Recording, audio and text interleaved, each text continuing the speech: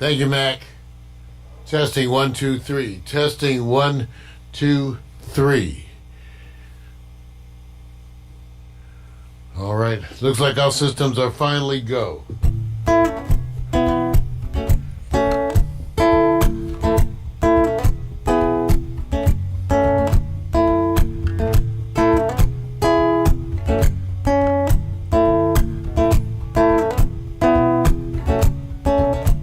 Sipping and schmoozing, getting to know you one question at a time.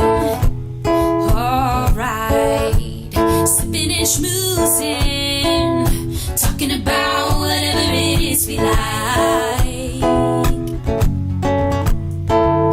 Politics, religion, the human condition, music and fiction, your new addiction. Sipping and schmoozing, getting to know you one question at a time.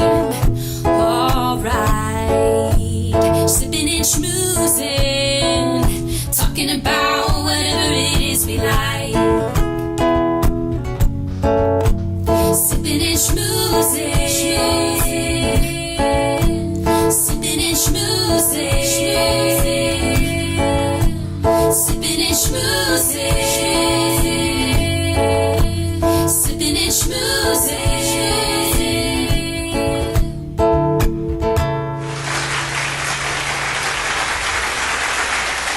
Welcome, everyone, to Real Men Talk. Well, thank you for tuning in and being part of the experience. This is part one of the Neo-Urban Family Night, where we try to get together with our community on a more regular basis. So we want to thank you for tuning in. Want to thank Brian, want to thank RJ, want to thank Mac, especially Mac for giving me that heads up for those technical issues. Love it when you guys help me figure out stuff. Makes such a difference. You know, it's a two-man show over here, so we love to have that participation. Real Men Talk. Two men, and like I said, I'm never, ever here alone. Give it up for the man who's working 3 video switchers while being an online host and also working his own social media feed. Give it up. Victor Allen, everyone. Hey, man. What's up? What's up? So how you feeling, buddy? I was feeling okay, but, you know, I don't know if I'm going to be feeling better because I don't think you have any good news, right? Well, maybe you may have corona. Yeah, well, so... I know it ain't funny, but hey, the whole thing is testing. Coronaviruses are up to 25% or so of routine colds. Yeah. So, but you still could have corona, it just may not be COVID-19. They got 4 or 5 main types they go by. It's an umbrella base. And so we're always in corona. But, you know, it's like that club you used to go to, Mario. You used to have 3 or 4 types of young ladies that you would like to intellectually have a dialogue with. But then that 4th one comes in and says, I speak with my mind and not with my mouth. Can you read me? And you have problems. I like when they read with their mouth, too. You know, you see, I'm only telling you have Nick to was adjust. there in the clubs with his own chasing going on. See, I've already volunteered all that, man. I've been to the place and places. So, hey, look, I hope it ain't no good news. I just didn't give because, see, I got one. Until he gets ready to talk about this, I have something on your mind. I got to put this out in my mind. I just got to do this. The Bachelor show is really hot. They're not doing any commercials around it that deal with coronaviruses. But I'm still trying to understand why 30 or 40 women congregate around one man. In an age where everybody goes like, well, wait a minute. Why are you making a show like that? Why does it have to be 30, 40 women? And they can't get enough. What's the secret? I don't know. They willing to risk corona? See, you have to bring it back to that. I'm literally going like this. No matter how the times changed, if they congregate from one man, has anything changed? Okay, corona time. As much as things change, as much as they seem to change, stay the same. I'm waiting for that answer. Somebody hit me with it. So everybody, put that answer along with any questions you have into the chat room now. We're going to be talking roughly about certain areas specifically to the coronavirus. One, sanitizers, whether or not they help, worth spending your money on. Travel. Should you travel? and what it means if you do travel. And also, we're going to talk about the testing, whether it's available, not available, and what it means, and also giving you the latest on the spread of a coronavirus around the world. All right. All right. So the first thing is sanitizer. Like a bunch of things that are being chased down now, there's a run on hand sanitizer, just like there's a run on masks. And again, hand sanitizer, I think part of the issue with hand sanitizer is people kind of misunderstand how well it works. Okay, and one of the things that everyone knows in medicine is just regular hand washing appears to be one of the most important things. And when we say hand washing, they're talking about actually keeping your hands under the water for like half a minute or so, sudsing up the front, back, nails, all of that. And that's hand washing, not the hand washing so many of you do when you leave the toilet. This needs to be some real hand washing. But there have been some recommendations that have been posted out there by the CDC. What's amazing, some of the controversy has to do with, again, folks who disagree with the policies and sometimes who don't disagree by much. One of the things about the sanitizer, which was amazing, was that the CDC had recommended a mix of alcohol and other things. And when people started publishing, then there was some disagreement because the alcohol that was over the counter was 60% plus, and the CDC wanted you to have 70%. Did they specify what type of alcohol? Yes, they did. So all of that, and you could use the regular stuff. So again, sometimes information is not so helpful. In other words, whatever alcohol you can get, okay? And then the issue is, how well do any of these things work at all on decontaminating surfaces? One of the things that we did when I was an undergrad was we sterilized surfaces, then we did bacterial swabs of those surfaces in timely intervals to see at what point in time they would become recolonized with germs. And one of the things you realize is it doesn't take long. It actually has a lot to do with other factors in the room, like airflow, number of people. But you can imagine some of the surfaces that you guys so stringently disinfect may become contagious in an instant. If people come in, sneeze over them, do whatever they do, it may not last. Depends on what you're using. So it's not quite that simple. One of the things that I posted was, I was trying to find it when they were talking about you could make your own sanitizer, and basically that was by using rubbing alcohol and some aloe vera. Again, the aloe vera is kind of optional, but again, the main thing was the alcohol. The additives are there, as you see fit. As you see fit. Let me ask you something. Do you think with the advent of the coronavirus and what it's doing in this climate that our city will now become more clean if they start to do what they're doing in China? In other words, they're spraying, they're doing a lot of, will all of a sudden be a focus on trash and all that stuff, or will it be just, oh no, just spray this building because somebody was detected there? Will there be this, hey, look, we need to be as clean as possible, or that's just not relatable? Good question. Not sure. I don't think so much, because as part of prevention of disease, it would of course be wonderful if everyone was living in uncrowded situations with plumbing, running water, toilets, all of that. Right. But since they are not, those things indirectly contribute to infection. Right. Okay. But it still has to do with how it interacts with those other things. Now, because I don't see society going out and using this as a reason to end homelessness, then I will simply say that I don't see how that's going to happen. The homeless population, like the poor, are mostly at risk because of their failure to access healthcare systems, and based upon living conditions. And so they may be more subject to exposure to other folks based on those living conditions.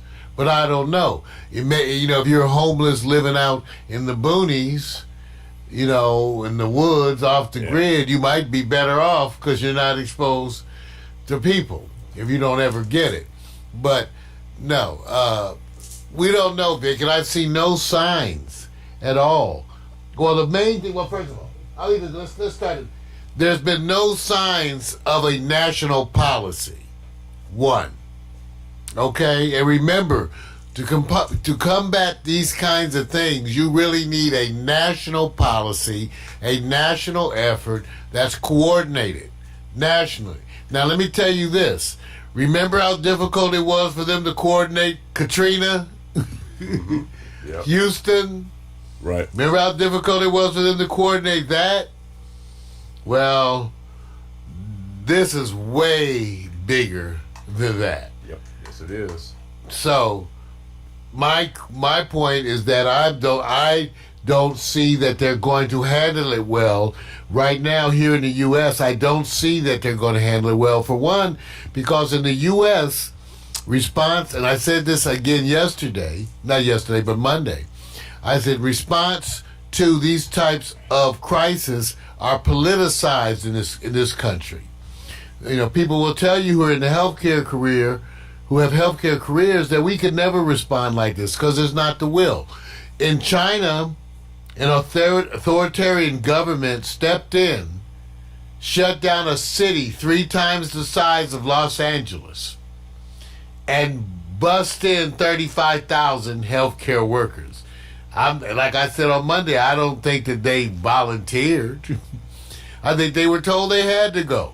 And they told the people in the city, you can't go out, stay in your house, blah, blah, blah. They complied. So the authoritarian government in these kinds of instances do better.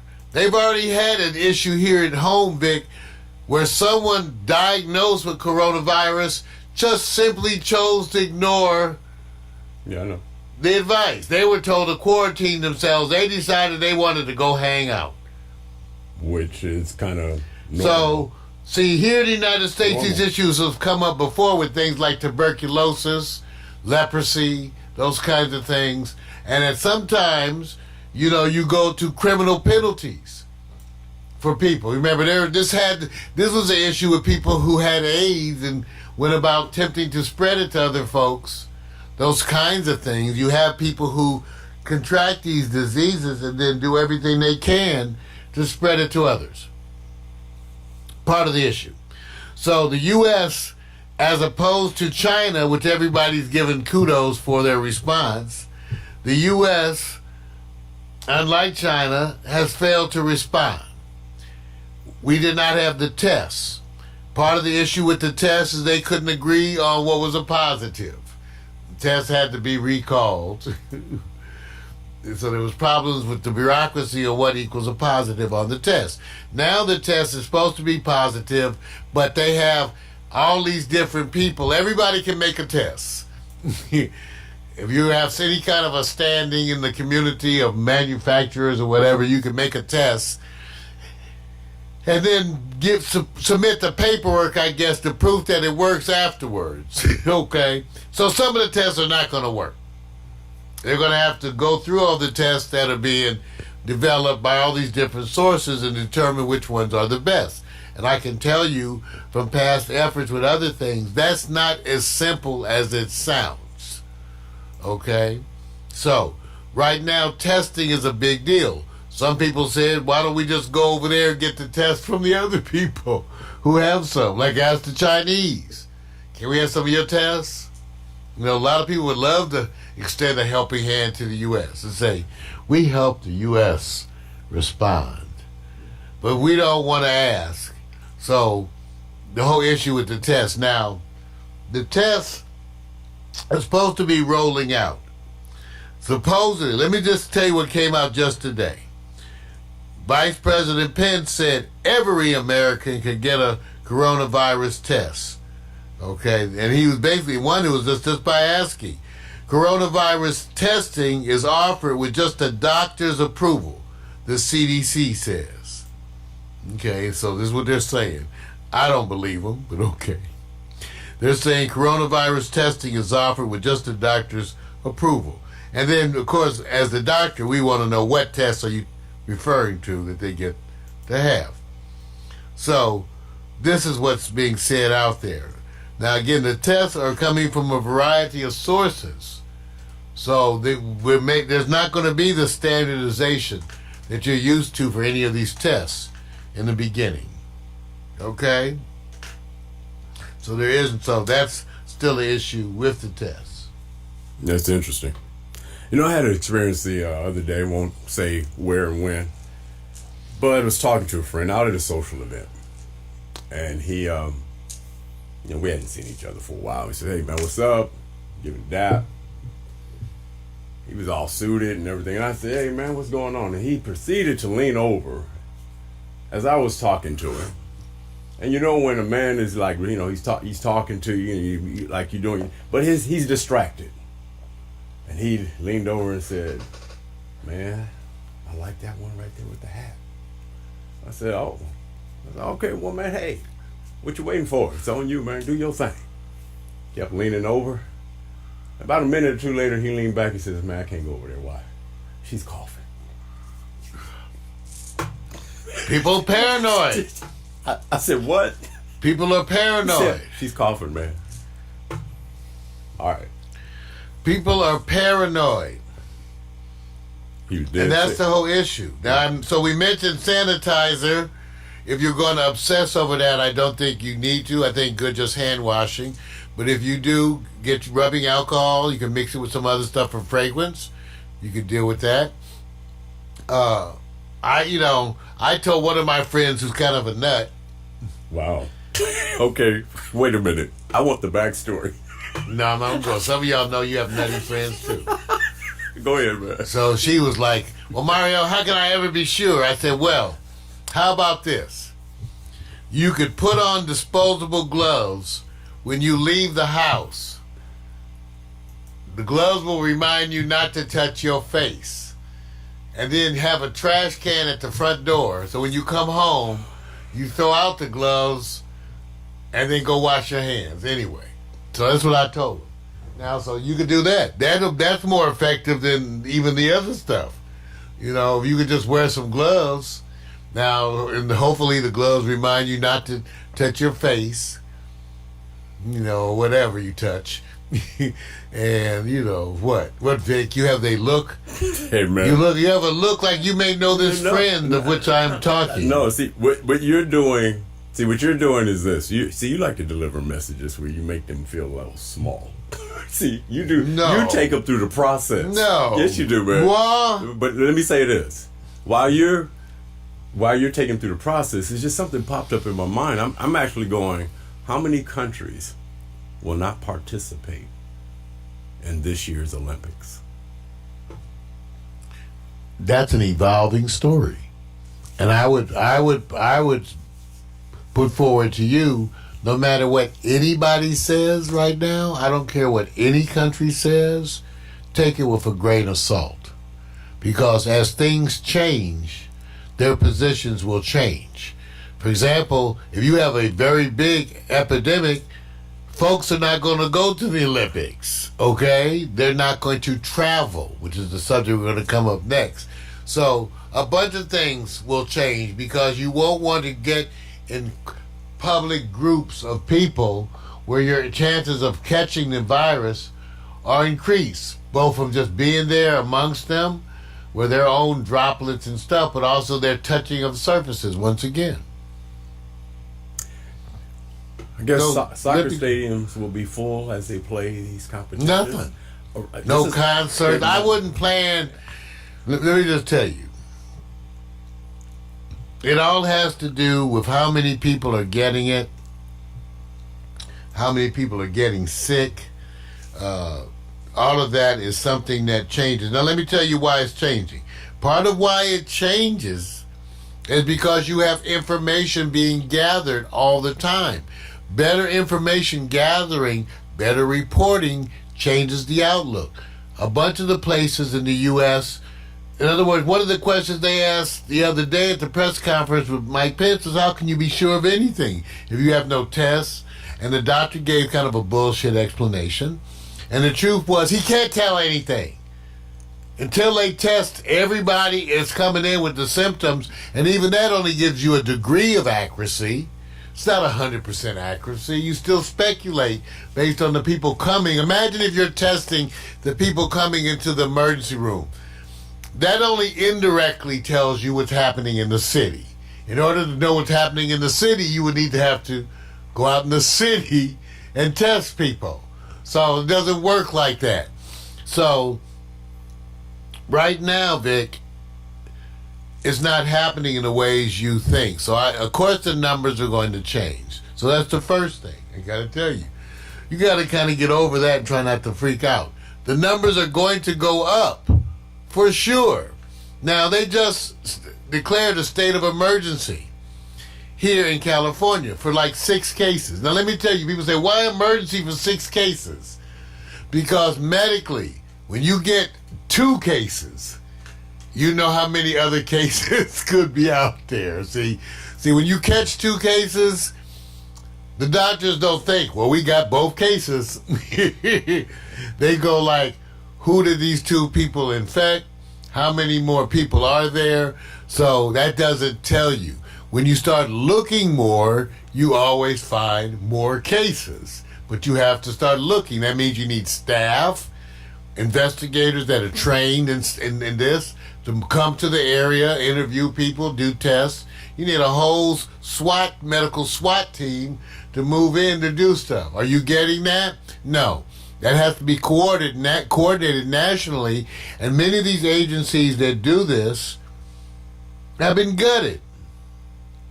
They've been gutted. So the agencies don't have leadership, decisions aren't being made, and so far, the biggest problem that I have is that everywhere in the world, I trust no governments with reporting.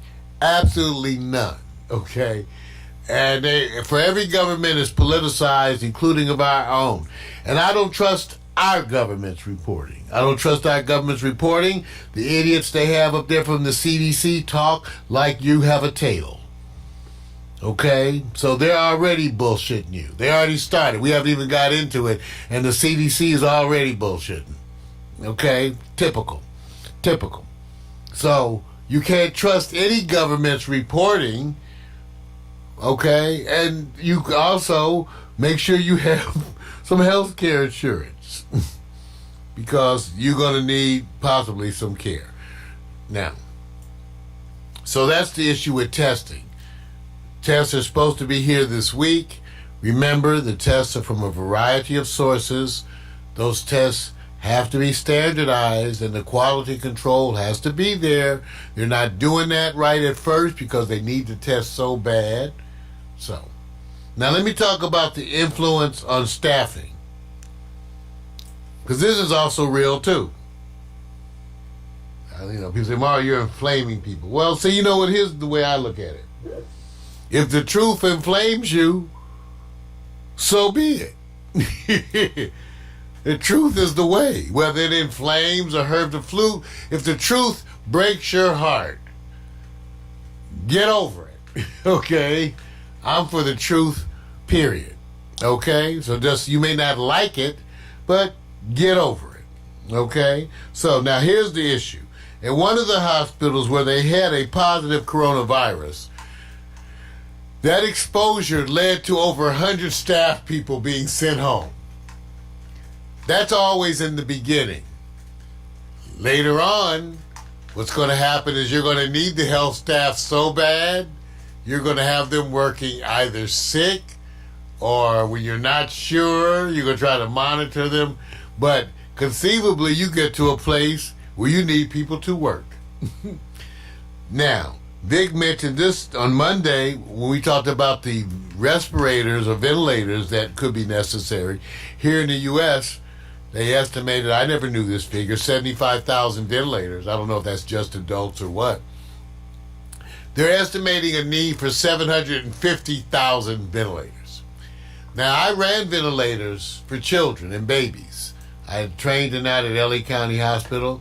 That's a narrow subgroup of doctors, okay? I would bet you that 10 out of 100 doctors can run a ventilator. It may be less than that. So the point I told Vic, I said, if you have 750,000 ventilators in operation, who's running that? Who's running that? You got one doctor for every 100 ventilators? Okay? It's going to be numbers like that. They don't have enough people. They would have to put me in charge of a floor of 100 ventilators. Okay? Running a staff of respiratory therapists and nurses and all that. So, there's a bunch of the people, my co-workers who know. They know. There's not a 750,000 worth of doctors to run ventilators in the whole United States. They don't have them in the whole United States.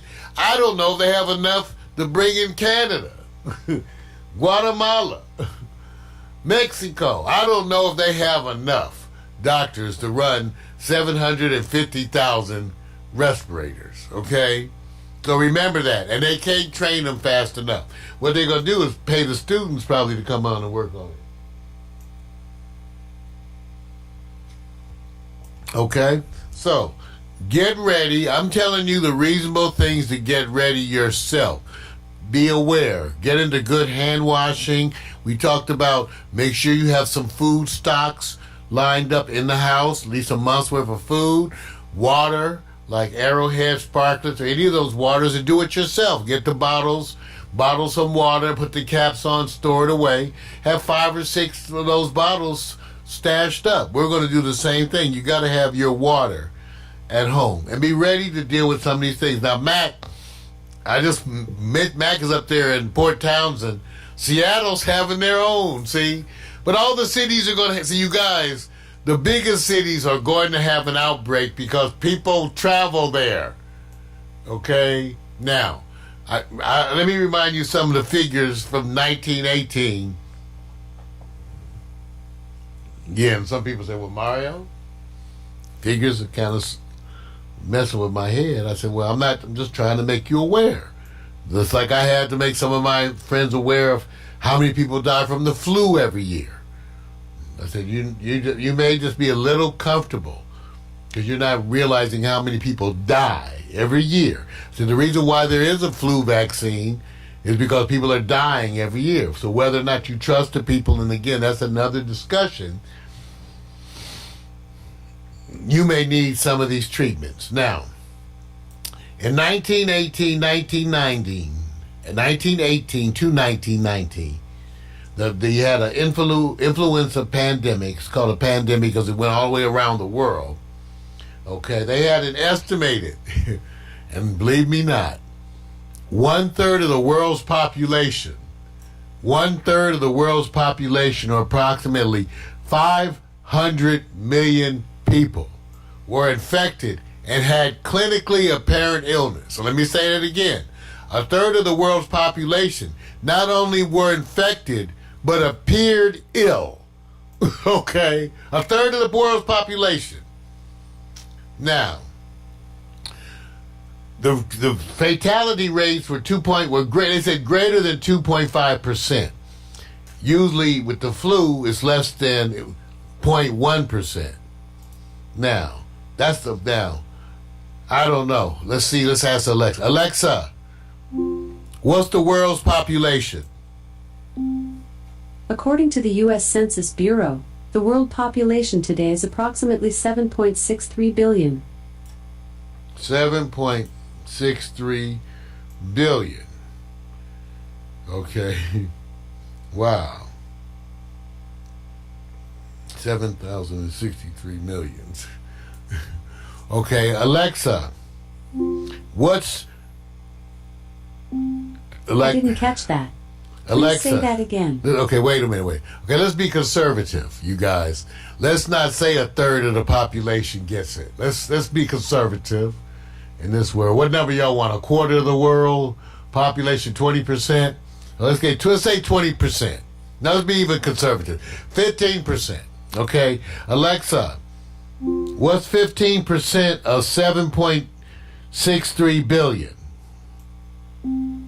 15% of 7.63 billion is 1,144,500,000. Okay, so 1,440,000,000.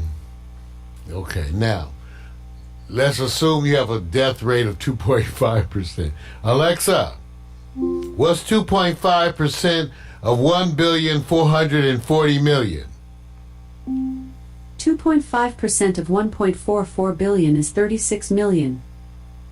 So, if you have 15% of the world's population, as opposed to a third, as it was, okay, back in 1980, 1990, if the case fatality rate is like what they're quoting, you're going to have 36 billion people dead. Does that sound serious enough? 36 billion. Now, of course, a bunch more of those will be in undeveloped countries like Haiti, or places that are more rural. But that's what you're looking at in terms of right now. Now, the latest studies, by the way, is that they're actually saying that the virus is less lethal again. Right. Okay? But we still need to see what happens. Well, at least I don't know if this is going to help anybody. I'm not sure if it's going to be a good thing or not. But in the Hubei province, which is the Wuhan territory, they can at least say, because they were getting 200 per day cases, and they have finally reached a point where they're now, the makeshift hospitals, one or two of them, are shutting down because the numbers are decreasing. So they reached their peak, and now their numbers are going down. It's a good sign for a place that gets the most every day. Right, because everybody gets infected. And then, one of my nurse friends, Beth, he was mentioning we're all going to die. Beth, it's not that bad. Listen, remember, 97% of the people who get infected survive. Right. Okay? 97% survive. Okay? And we don't know what impact the vaccine will make, even though vaccines are never 100%. Correct. None of the flu vaccines are 100%. I think that I looked it up, and the average was about 60% efficacy for the flu. You can look that up too. The efficacy of flu vaccine. And they'll point out to you how well it appears. Okay, the 2012 said they said it was effective. Now you see this is where you got to be careful with doctors. You need to define what effective is. See, because doctors they define all this. Oh, that doesn't equal effective, or that equals effective, because they define this. Okay, so a 2012 analysis found that flu vaccination was effective 67% of the time. The people that benefited the most were HIV positive adults, okay, because they ultimately, when you looked at it, the kind of protection they got. Healthy children, age 6 to 24 months, 66%. Healthy aged adults, 18 to 46, approximately 70%. Okay? So we're not all good. So I'm not trying to get you to think about dying. I'm getting you to think about living. Get ready to do the basic things. Keep some water. Get your food. Basic things. I don't think you should be running out trying to buy a bunch of hand sanitizers or masks. You can make your own mask. You wash them out in the washer every night, with your clothes. Okay? So I don't think, hand sanitizers, I'm not a biggie on that, but you certainly don't waste all that money. make it yourself. Right. You know, make it yourself. And then wash your hands. And wash your hands appropriately. Take some time, soap and water, 30 seconds, front and back, scrub the nails. They want you to, I know you get under the nails. Never been much of an issue, so I always admit mine, but you're supposed to get under your nails to wash that too. Vic, what you've been hearing from people on the street in terms of your own friends, family, what are they telling you? There is no, like, it's not the number one conversation because people kind of got it. They say you can easily go and search coronavirus update. And a lot of the information is just repetitive because it's the same every day. The only thing that changes is the number of cases rising. The solution has been the same. Don't run out and get a mask. Wash your hands. Wash your hands. And if possible, because you're going to do this with your children, will you take the first step to say, is it worth keeping my children away from schools or crowds? Ooh, so that school is a big. We all know what school is, okay? Right. So, what kind of risk school is, okay? So the people they're not really. If they say you can't worry about it unless you're habitually doing something. And if you're few people say, hey, even if you travel, the same conditions, you just don't want to go into the lion's den. So it's not the conversation where everybody's going, well, what the hell? Most of it is just, I'll look at it this way. Somebody can be over on the side in a room with you at a nice outdoor event, whatever, and start coughing, and you get the wrong idea, and they're coughing because they inhaled marijuana too hard. Don't let them be Asian. Don't let them be Asian. Well, see, this is what I'm saying. That'll be double worse, right? They'll be like, "Oh my God, you're Chinese and you're coughing." Well, and like anything else, I would say there's some people right now waiting for the first drug to hit the stock market so they can cash in. So you got people with different mindsets that's going to approach it differently, man. Even though I think you would have drugs that will be helpful, to date, you have very little in the way of antiviral medication that has huge impacts. Right. Okay, so I don't know. I could take a look and tell you how effective Tamiflu, which was the other medicine they were using with the flu. Let me see. Let's see how much it helped Tamiflu. Because that was the medication that people were making a run on. Right. That's the one they want you to start within 40 hours, between 48 hours. But what is the effect of this? Well, they say it can. This is what they're saying now. I'm just looking.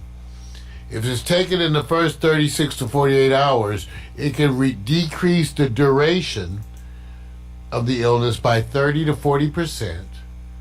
Okay, so if it's a 3-week illness, that would be significant, and it can decrease the severity about 40%. Right. But only if taken in the first 36 to 48 hours. Right. Now you don't even know if that's going to work.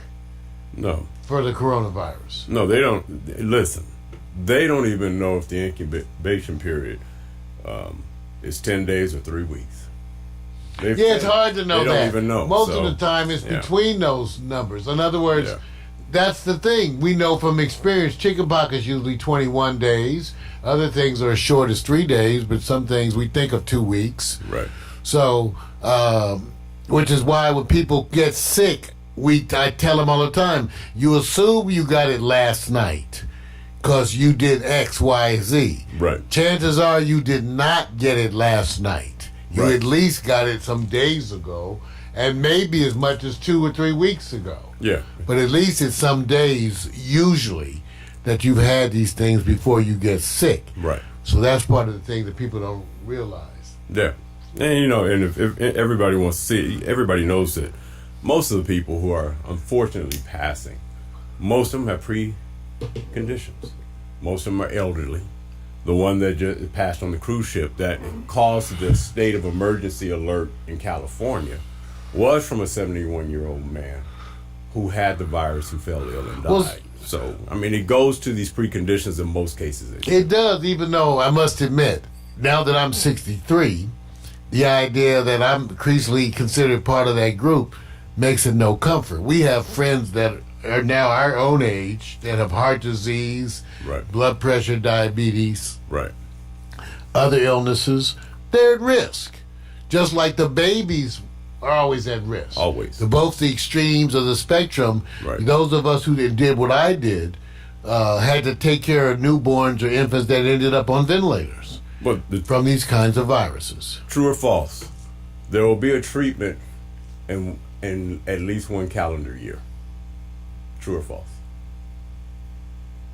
Okay, there's a treatment now. Right. But you know what I'm talking I don't about. know if it works. No, the treatment that works. Oh, I don't know. More Because than a year. even with working, now let me just say, remember I quoted you for Tamiflu. I know. It shortens your duration by 30 to 40% and your severity by 40%. Would you consider that good enough? Nah. If you could get the same thing in coronavirus, that it was like That's not good enough. 40% less symptoms? But you know what the livable condition is? It's like the cold and the flu. You're going to get it. We know how to treat it. We haven't been able to solve Well, it. or not treated. Right, true. Because the cold and flu, Right. it's all supportive again. Right. So, If you start having a really bad reaction to it, sometimes we use steroids or other things, which can also Absolutely. make the virus go worse. True. There's a bunch of these things you try. So we say, I don't know. When you mean effective treatment within a year. yes. Okay, so to me, effective treatment is mostly about vaccine, mostly. In other words, most of these things you do better preventing people from getting it than treating them after they get it. You Right. do better just stopping them from getting it. Right. So you may have a vaccine in a year. It's going to take a while because you have to get the vaccine and you have to test the vaccine. And again, I just told you how the other ones work. There's not 100% efficacy. All right. Another question. Will the U.S. peak out at 500,000 cases of coronavirus before there's a treatable vaccine? All right, so we already said a vaccine that works a year Right. away. Right. So I can't remember. Alexa, what's the population of the United States? Again. According to the CIA World Factbook, as of 2017, the population of the United States is 327 million people. Okay, so 327 million people. So, wow. I'm going to look at what the other was just for a minute. SARS contagiousness. SARS contagious because he said 327 million. Mm-hmm. Okay. So I think you're going to have within a year a conservative estimate. All right. Okay, let me ask Alexa. Alexa, what percentage of the U.S. population contract flu every year? Here's something I found on the web. According to yuki.edu, the Centers for Disease Control, CDC, estimates that every year 5 to 20% of the U.S. population contracts influenza. So let's use that as a standard. See, he knows what I'm doing. I know what you're doing. So since 5 to 20% of the U.S. contract influenza, Right. let's assume 5 to 20% of the U.S. get coronavirus. Okay, so we sort of did this. Right. So When I say it's a year. what's 20% of 326 million? Alexa, 20% of 326 million. 20% of 326 million is 65.2 million. So that's how many people I expect to get coronavirus Makes my within a year. Within a year, that's what I expect. And I kept it so low. I went 500,000, right? That's way too low. Right. Now, and by the way, everybody notice how I made my decisions. I just looked up the relative rates of flu every year, 5 to 20% of the U.S. population. Okay? And I said, well, if Corona does about the same, 5 to 20%. So, Alexa, what's 5% of 326 million? 5% of 326 million is 16.3 million. So that would be your low number. Your low number is 16 million people in the U.S. contract the disease. That's your low number. Okay? So I'm just using the way we would calculate it. It's straight numbers. You look at the degree, and if you have 16 million, Alexa, what is 3% of 16 million? 3% of 16 million is 480,000. So 500,000 will die. That's what I was thinking. Will die. All right, got you. Okay? All right? All right. That's what we're predicting. All right? So And that's part of the thing we're taking. So anyway, any questions you guys have, make sure you put them into the chat room. We are discussing the coronavirus, trying to give you real information. Again, my goal is not to spread fear, to spread awareness. And I have to do that by talking about the truth. If the truth scares you, then too bad. Get over it. You better learn to deal with the truth. So the truth is you need to get out there, okay, and prepare with some things. Now that leads us to the last topic that I had on this update, which has to do with my ongoing warnings of the what's there a word for this? The politicization of the coronavirus treatment, the coronavirus response. All of this is now being politicized. And it was inevitable. That is your biggest problem. I'll say it again. The biggest problem in the United States of America is your response to this disease is a political process. That means it's going to get held up, and they're going to do it wrong. What do you mean, Mario? I told you they shut down a city 3 times the size of Los Angeles. Can you imagine them trying to do that here? People would just break the law. They would not cooperate. Okay? And then you're put in the position of, what do you do with those people who don't cooperate? If you announce a quarantine in L.A., clubs would still be open that weekend. Okay? Okay? Clubs will still be open. So what are you going to do when the people don't agree?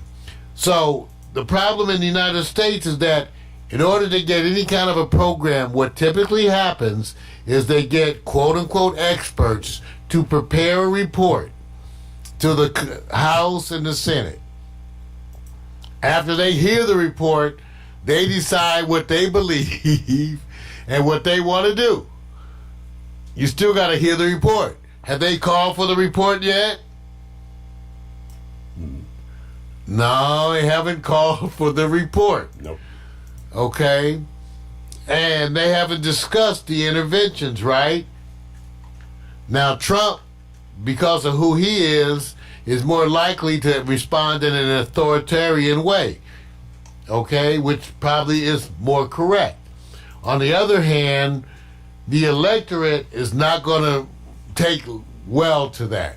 Okay, this is one of those instances, I'm afraid, you guys, this is the way I see it. This is one of those instances where the medical community is going to have recommendations and the public is not going to want to go along with those recommendations. Okay? I'll say it again. I specifically expect that when it comes to this, Corona, it would have happened with other ones too had they gotten big enough. Okay? I specifically expect that it's going to spread and spread because of the political parties and their failure to respond. It's going to be like, I'll protect your rights. You don't want that to be forced to take that vaccine, and you don't want to be locked up in your house. This is just ridiculous. What about your rights? Your rights to get out and get a steak and go to the ball game. What about your rights? So that's what the politicians are going to say. You go, yeah, what about my rights? I'm tired of being locked up. Then you go run out and get coronavirus. Bring it back home to your family. Okay? So I'm just saying, in the United States of America, the problem, once again, is that your response to these diseases is a political process. And I don't know how to deal with that. See, theoretically, you would have planned for the worst scenarios ahead of time, had those protocols approved, so that when things like this occurred, action started immediately. That was bipartisan, non-politicized action based on protocols. That's what you want. That's not what's happening. So now you got Mike Pence giving press conferences with the doctors who kissing Trump's ass during the press conference and doing nothing to make people feel more confident. And they're really brushing aside all the serious questions. So now you have that. Your treatment lies in the hands of Donald Trump. And the only time, when was the last time that there was a bipartisan agreement on an emergency level? Would that be 9/11? Yes. Okay.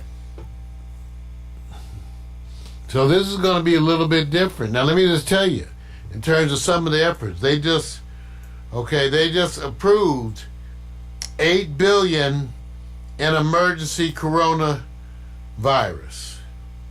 funds. Oh yeah. $8 billion. Now what if I told you I thought it was going to be 100 times that or 50 times that? What if I told you $8 billion is a drop in the bucket? It's nothing. Of course it's politicized. And the reason why it's politicized is because Trump will use it as a rescue mission. He's parlaying it. I'll give you this. Well, he wants you to tell him how good he did fighting it. Right. And then he'll say, I gave you more, and I gave you more. And then one day, I hope it's not true, but it may be, he'll be standing next to his group as he's telling you this, and somebody will start coughing and sweating, but don't have the coronavirus. And they'll watch the camera. So let me reiterate. 97% of the people who contract the virus are going to survive. Okay. There are changing numbers for how lethal the virus is. Initially felt to be way less lethal than the flu. We have to see. That's to be determined. We mentioned about sanitizer. We don't think you should go out and waste money buying a bunch of these things. If you really want sanitizer, make it yourself. Get some disposable gloves, I guess. Because if it's really bad, you could always, like I tell people, you could put on the gloves, which will remind you not to touch your face, and you could throw them out when you return home. To me, I don't do any of that. But I'm just saying, if you want to be, I had friends who called me and they wanted to know what could they do, and I told them these are some of the things you can do. I would cancel all travel plans. Even if you have a period of time when it gets warmer where the coronavirus appears to be kind of dropping off, these things often have another period where they go bigger. That's what happened with the flu of 1918. It kind of went away at the initial point and then came back worse than ever. Okay? So we don't know that. So I would cancel travel plans. Now people say, well, let me say why. It's not just the travel of where you're going to, it's putting yourself in a closed environment with other people who may be sick. If you could be sure, or if you could trust that everybody getting on the plane is not contagious, then maybe that's it. Some places they're starting to screen the passengers before the plane. If they have enough tests, I guess that's possible. If they have a rapid test, a quick rapid test with reliability. But I doubt, even if they have that, that'll be 100%. So still getting on the plane in a closed group is going to be of risk. Consider the same thing when it comes to any public groups together, whether that be school, church, whatever. Consider that these things are going to be vehicles for spread. Okay? All right? Evaluate your choices for testing.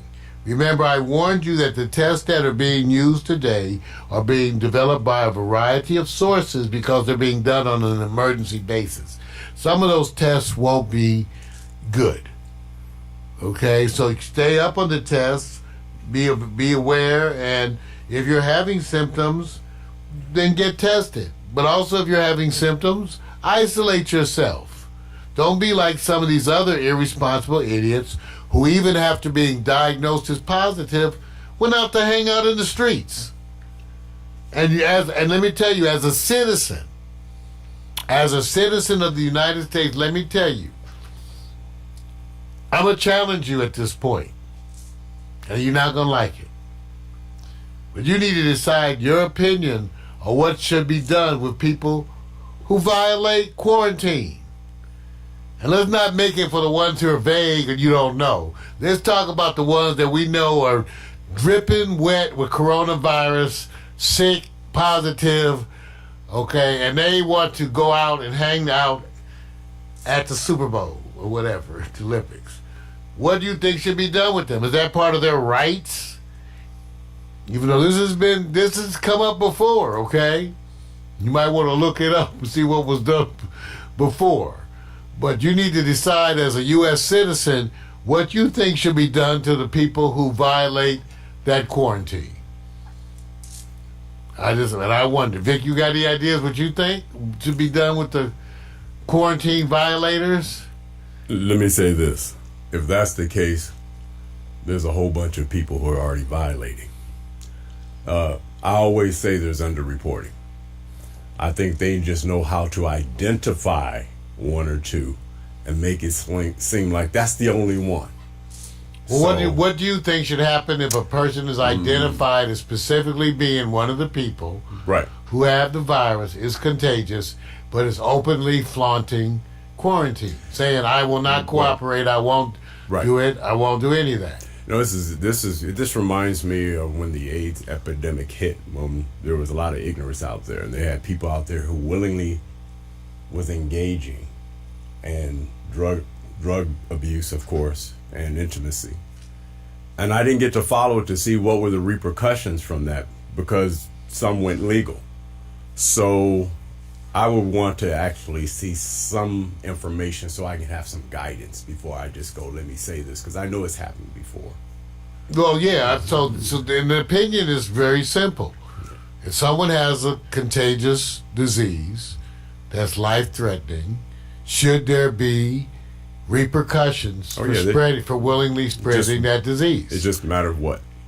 Okay, because that's the part you're going to have to decide. Yep. Okay? What happens when people willingly are spreading this disease? What is the outcome for them? I can tell you what's happened in the past, even though I can tell you also that legally it takes way too long. They've had this before, where people are spreading tuberculosis and other things. But usually you have to go to court, get blah, blah, blah. Yep. In this kind of instance that we're talking about, you won't do that. But I can tell you this. If they have to institute martial law, there you go. Then it's real simple. Right. They'll already tell you what will be the consequences. So you may want to get your opinion together before that happens. Yep. So that you could be known to have a specific opinion. Yeah. There's precedence on this. This has been Real Men Talk, talking about the coronavirus. We've been talking about hand sanitizers. We've been talking about travel, testing. We've been giving you an update on the virus as it goes and spreads throughout the world. And we'll be reporting on this probably weekly for a time. I'm Mario Hemsley, and this again is Real Men Talk.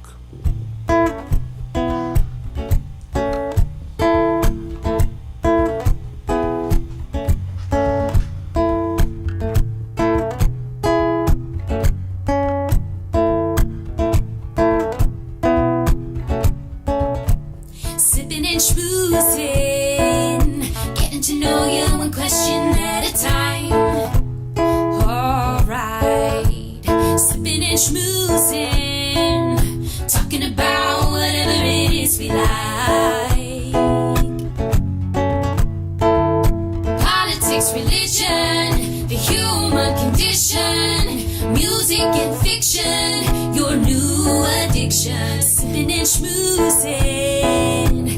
to know you one question at a time.